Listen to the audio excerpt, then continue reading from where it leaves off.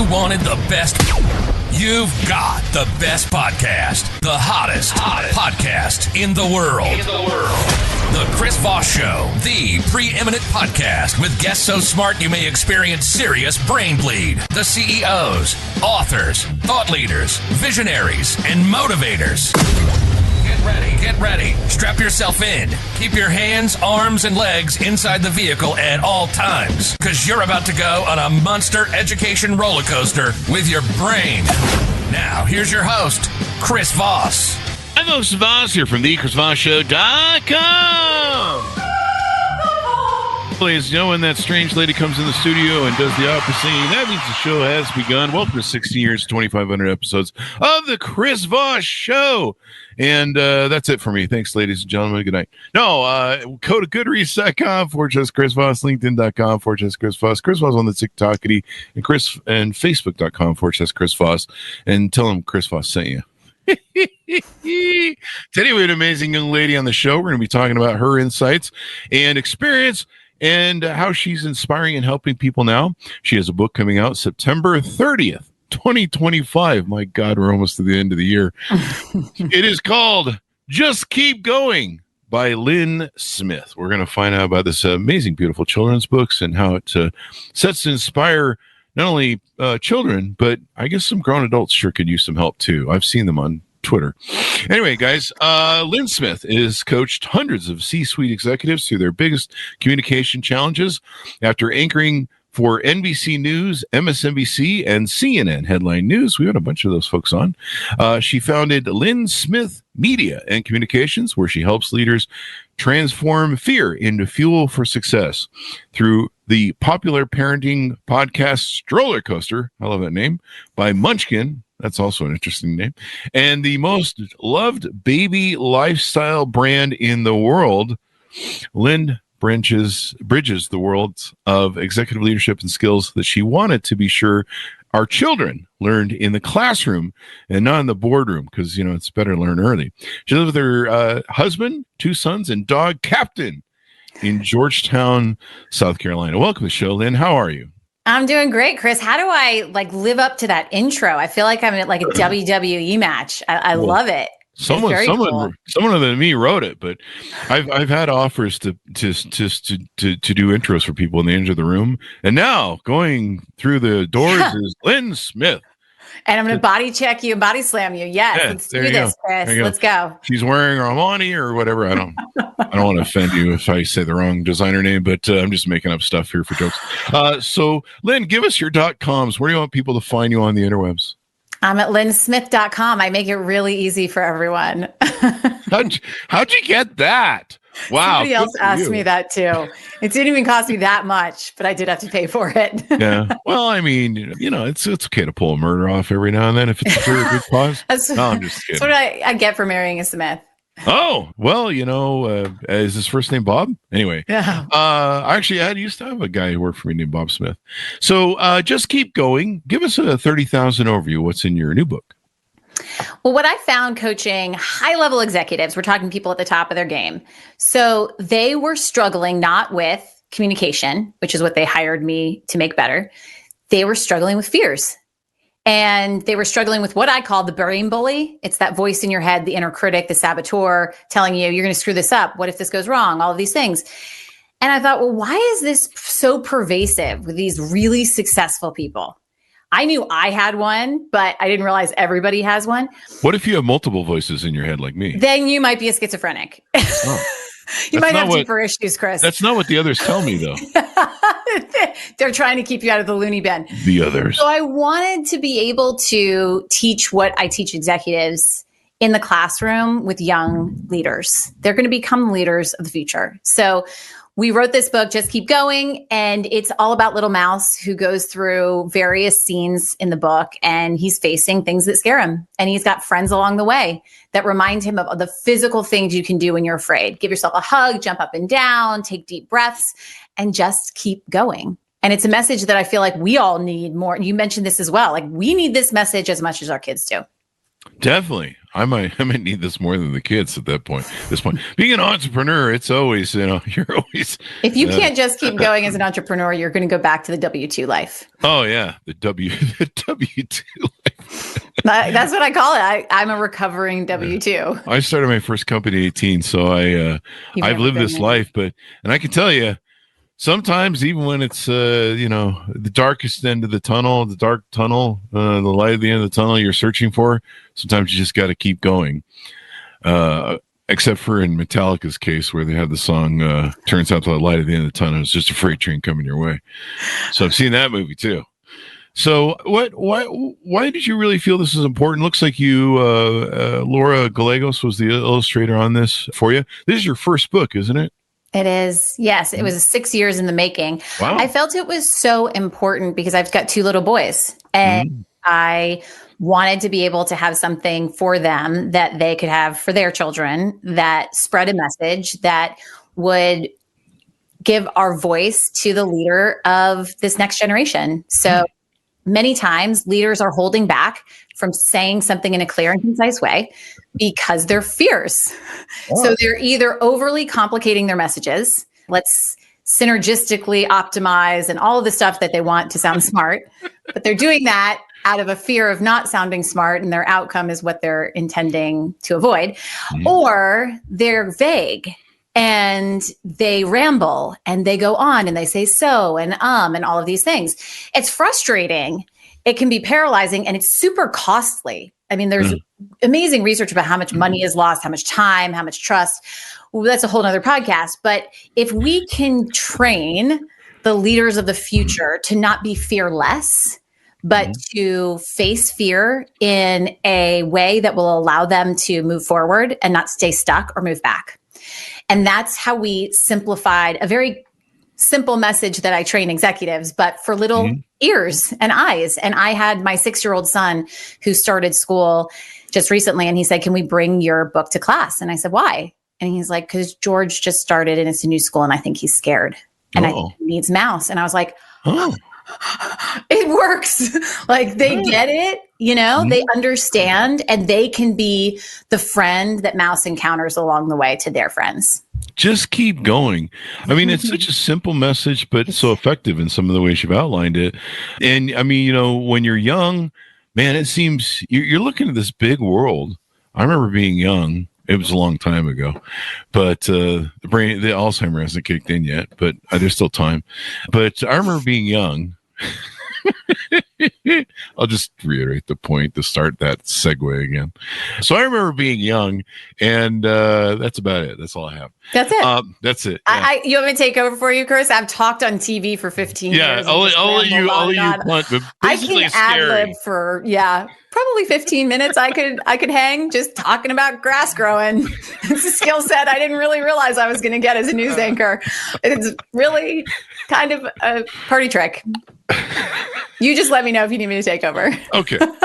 So anyway, I'm just funning with you folks out there in the audience. But I remember looking at life and I'm like, this is scary, man. This is big.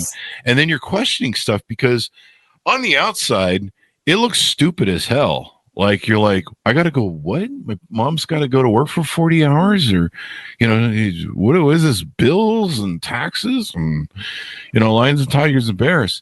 Oh my. And, it looks, and you're trying to figure out, who am I and where do I fit in this machinery of batshittery? I mean, from the outside, it does look pretty stupid. Big I'm 57. I'm 57. I'm still looking at it going, this is the most dumbest thing anyone's ever come up with. But well, think about it. When we're kids, what also are we trained to do? Sit still, get great grades, behave, get first place. So we're breeding perfectionists. Yeah. So it wasn't surprising to me once I dug into what was actually happening that high achievers, entrepreneurs, high-level executives are paralyzed by perfectionism. Like, I need it to be perfect. But perfectionism is the only thing we know we'll fail at, yet we still strive for it. I'm guilty of it. I thought I needed to be perfect to be accepted as a news anchor. I would try and never stumble and all of these things. Now I realize that's actually the superpower. It's human. It's authenticity. Those are all the things that I teach people to be. But the other piece of this is, how are we as parents contributing to that? And even small micro conversations that we have with our kids, like, you didn't win your tournament, but you're going to win next time. Because you're going to win. And it's like, wait, no, maybe you aren't going to win next time. So it's like, well, did you work hard? Do you feel like you're getting better at it because you're working hard, not because your intended outcome needs to be first place? Yeah. So how do we flip conversations that we're having with our children? And I bring up Sarah Blakely all the time because she's the ultimate entrepreneur and successful executive. She used to have conversations around her dinner table prompted by her father, who would say, what did you fail at today? And it gave her this healthy perception of fear. Yes. And what did you failure. Fail at today? What did you fail at today? And what did she do to create $1 billion business? She went out and was told no hundreds of times. Hundreds of times until she got her yes. Now, if you're married, you just ask your wife and she's got a list. Oh, that's a joke, people. All right. We've been waiting for that, Chris. We've been waiting for that. Thanks for setting me up. Just keep going. I mean, I've started lots of companies. I've had companies where you're, 5 to 6 figures into completely investing in a company in the first year, and it's at a complete loss. And at the end of the year, you're looking at it going, this has to make a profit and also has to pay me back. I've had companies that we started and were home runs from the get-go, but I've been through crises. I think my audience kind of knows some of the stories from 2008. Our biggest jewel of our crown of our companies was a mortgage company, and so don't have that on a housing crisis. Note to self. That check. And then COVID, we used to do the podcast. We tour around, interviews a lot of CEOs at events and CES show and NAB show and, these shows. And COVID came and wiped that whole business out. And, sometimes, I've been through just cathartic moments where, sometimes you like you say, you just got to keep going. And sometimes I see things or I take on projects that are really big, or there's a big problem I have to deal with. And, one of the things I always think about is just eating the elephant one bite at a time. And I'm like, okay, you got this elephant, just got to keep going one bite at a time, chew hard. And if you hadn't just kept going, think about the alternative. It's super easy to be courageous when you consider the alternative, which is what? Like, go under a bridge and start cooking canned food. Like, there's the alternative. And so the motivation is, how do we put one foot in front of the other, even when it feels like we don't want to? And it was born from, you say it's a very simple idea. It's a very simple concept, right? But so many times we kind of fall into it's going to be okay. Everything's going to be all right. It'll work out. It's everything that's meant to happen happens. And no, sometimes that's like putting a Band-Aid on a gunshot wound. It's a very simple solution that doesn't include toxic positivity. And it also doesn't drag you into a hole. Yeah. It keeps you moving. And sometimes that's minute by minute. Sometimes that's hour by hour. Sometimes it's second by second. Mm-hmm. Does it allude to any self-accountability? Because that's one of the most important parts is in just keeping going is to be accountable, because if not, you just keep going in the circle. Of course. And exactly. And that's the definition of insanity, right? Yeah. It's what can I control and what can I not control, and eliminate from your path what you can't control. So for example, when COVID happened, my show was taken off the air and I was home because they needed to send all the producers to the morning show, and they couldn't have more than one control room. So they took all programming off the air except the morning show. And I reported from home, and I posted a video. It's still on my Instagram feed. I'm at Lynn Smith TV. And I posted it with my then 1-year-old. And I said, we can't control what happens to us, but we can control how we react to it.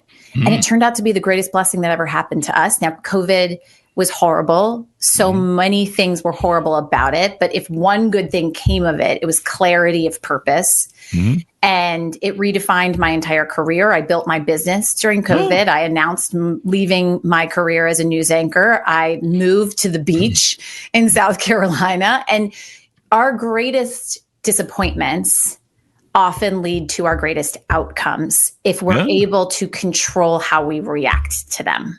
Control how you react. We can't control. That's like a basis of Stoicism, meditations, Marcus Aurelius. It's, you know, it's not, right. It's how you react to stuff that's important. You know, things are going to happen, and you know, you can freak out, you can lose your butt and have an emotional freak out crisis, or you know, you can go, okay, let's keep going, take it on the chin. There's going to be bumps in the road. You know, this week I've got a surgery for a hernia that's on Friday. Sorry. 2 weeks ago, we had the surgery set up with a different hospital. 2 days before, I'm like ready to go. I finally in my head, I'm going to finally be free of, you know, having this issue with me and be able to actually pick things up off the ground for a change. And they call me 2 days before and they go, oh, the insurance doesn't quite work with the ACA. They take your Aetna, but they don't do the ACA. I'm like, what the hell? 2 days before. And it was like a freight train because I'd really gotten to the mindset of in 2 days, this hell ride's over. And so I just had to go, okay, things happen. You know, we're dealing with with the U.S. American medical system, but you know, it's going to get done. And, you know, they had to delay for 2 weeks to put us in a new hospital. But, you know, it's one of those things where you just have to go, things happen. You know, I could freak out. I could, I don't know, go on the internet and lose my shit over Aetna or the hospital or whatever. Or I could, you know, melt down into something, which was tempting. Sure. Or do something productive with it that gets you into the right mindset because you know, and anyone who's played sports before knows that your mindset is what takes you past skill. Yeah. Skill only gets you to right here. And after that, it's mind. Your mindset. Give that to me again. Your mindset is the only thing that gets you past skill. So you can be an incredible golfer and it will only get you to this point. And then mindset gets you over that next hump. And multiple professional athletes share this secret weapon that they have probably mindset coaches around that particular lane of what it is that's their game. But that's true for a business owner. And it's an overused term. Maybe we say perspective so people don't feel like, mindset. It's so diluted, I feel like. But the concept around it, if you don't believe me, then try it because you'll see the results. It's impossible. It's the law of physics. It's energy. It's whatever energy you're putting out there is what things meet you at. And that used to be manifestation and that used to be woo-woo and all of those things. Now there's actual science behind it, research behind it that shows it. So when you start living that way, you see the difference. And I throw out a caveat because there might be some people listening or watching saying like, I call BS on this. I just lost someone close to me and I can't just keep going. That's not just the solution. And I do say this is not for the loss of a human connection because it's very different than losing a book deal, losing a job. And losing a job might fall into that category of losing a human connection because a lot of people have their personal identity and their livelihood dependent, obviously, on that job. But it's an important reminder in the things that you can control and make sense of. There is a different job out there that you are meant for if you can get your mind in the place where you can take actions that will lead to the interviews, that will lead to the closes, that you are able to articulate your value in, that you're not mumbling and fumbling around because you're so upset. Those are the sort of, as I say, micro moments that can transform an outcome. Yeah. And you're right. It really depends on how you respond to that. Yeah. So the 2008 crisis taught me a lot. Losing everything kind of does that. Does that affect one? Yeah. I mean, you don't think you're going to build a 20-year empire, multiple multi-million-dollar companies, and they're just going to be taken overnight. But, you know, that's life. And I should have been better prepared for it, maybe, and not in a euphoric state that, I got this coasted. But you learn to deal with those things. Now, when I have crises like COVID, I learned to sit down and look at my assets. So it's kind of a place of gratefulness. And I go, okay, what do I got? What do I got? And that's what we did with COVID. We sat down and we looked at what are our assets. And a friend of mine had posted something on Facebook that resonated with me. And he said, look, and this is when, we were just going off the rails and nobody had any idea which way this is going to end. Apocalypse Now, 48 hours later, the movie Zombieland. No one knew what was going to happen. It was totally off script. Of course. And so people were panicking. And my friend said, here's what you do in this moment. You do one of two things. You either be a lifter or you find a lifter. And that's what you do. And so we changed the format of the show in 2020 and decided to talk about everything other than the techno Silicon Valley crap we talked about the first 10 years. And because of COVID, it's like... No offense to your original listeners who have been with you from the beginning. They put up with us. I think more have come on board since. But it was like, values are changing. Like, who cares about the iPhone 4, the iPhone 5 or whatever it was at the time, when, people are dying and your family and your family friends can be gone. You can't even visit them in the hospital with their hand. And so, that was one of those moments where you just had to keep going. And I remember looking down and going, okay, what are my assets? Looking them over, going, okay, I have a podcast. It's very influential. I'd rather be a lifter than someone who has to lift or find a lifter. I'm not really a follower. And so I'm like, well, we're going to try and do this. And the first few episodes are really hard because I felt like 2008 was just punching me, and we lost hundreds of thousands of dollars of gigs that we do a year. And just watching it go up in smoke, just like every couple months, it was like, yeah, this show's canceled. This show's canceled.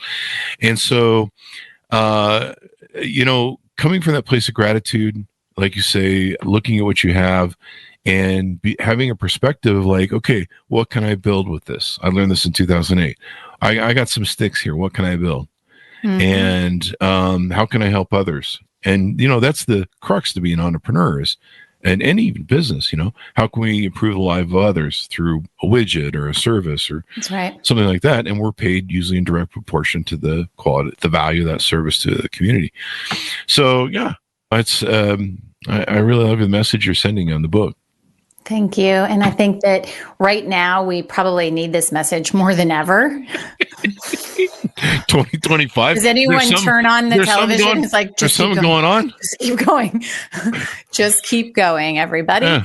But also, our children are less connected than ever. And that loneliness can lead to feelings of hopelessness. And if we can replace that with some accountability, some self-worth and solutions, then imagine the leaders of the future, the entrepreneurs of the future, people that are going to be creating the widget, solving the problem, and they're going to be able to, there's going to be more of them. I mean, the world would be a better place with more entrepreneurs, I feel.